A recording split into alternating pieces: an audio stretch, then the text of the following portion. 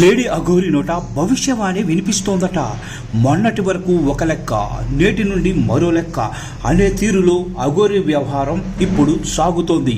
శ్మశానంలో ఉంటూ అఘోరి మాత భవిష్యవాణి చెబుతుండగా భక్తులు భారీ సంఖ్యలో వస్తున్నారట భవిష్యవాణి కోసం. అఘోరి మాత అంటే ఇప్పుడు పెద్దగా పరిచయం చేయాల్సిన పని కూడా లేదు. కారణం, తెలుగు రాష్ట్రాలలో ఆమె అంత పాపులర్ అయింది తన యాక్టింగ్తో. సాధారణంగా అఘోర అంటే నిత్యం తపస్సులో వేరే ప్రపంచంలో ఉంటారన్నది మొదటి నుండి వస్తున్న వ్యవహారం.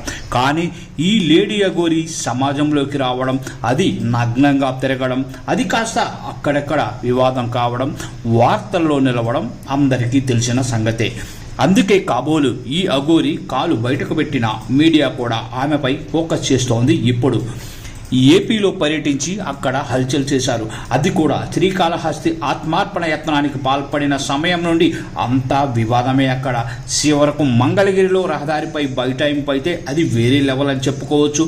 నగ్నంగా రహదారిపై బైఠాయిస్తే పోలీసులు పదుల సంఖ్యలో వచ్చిన ఆ అఘోరిని కట్టడి చేయలేని పరిస్థితి. సనాతన ధర్మ పరిరక్షణ తన ఆశయమని చెబుతున్న ఈ అఘోరి ఇలా ప్రతిరోజు ఏదో ఒక విధంగా వార్తల్లో ఎక్కుతూనే ఉన్నారు. ఇక అక్కడి నుంచి తెలంగాణకు వచ్చిన ఈ అఘోరి వరంగల్లో శ్మశానంలో రాత్రి సడన్గా ప్రత్యక్షమయ్యారు. అక్కడ పూజలు నిర్వహించడం, అది కాస్త స్థానికులకు తెలియడంతో అందరూ అక్కడికి చేరుకున్నారు. శ్మశానంలో పూజలు చేయడం అఘోరాలకు సర్వసాధారణమే. కానీ నిత్యం వార్తల్లో నిలుస్తున్న ఈ అఘోరి అక్కడ కనిపించడంతో ప్రజలు భారీగా చేరుకున్నారు. అలాగే పలువురు హిజ్రాలు కూడా అక్కడికి చేరుకొని ఆమెతో చర్చలు జరిపారు. ఇక తెల్లారింది, అంతే భక్తుల క్యూ మొదలైంది.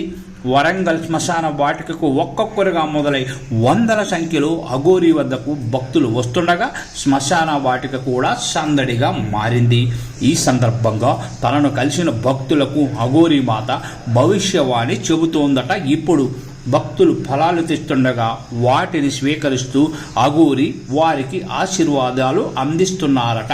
మొన్నటి వరకు వివాదాలతో వార్తల్లో నిలిచిన ఈ అఘోరి ఇప్పుడు రూటు మార్చి భవిష్యవాణి చెప్పడం సంచలనంగా మారింది.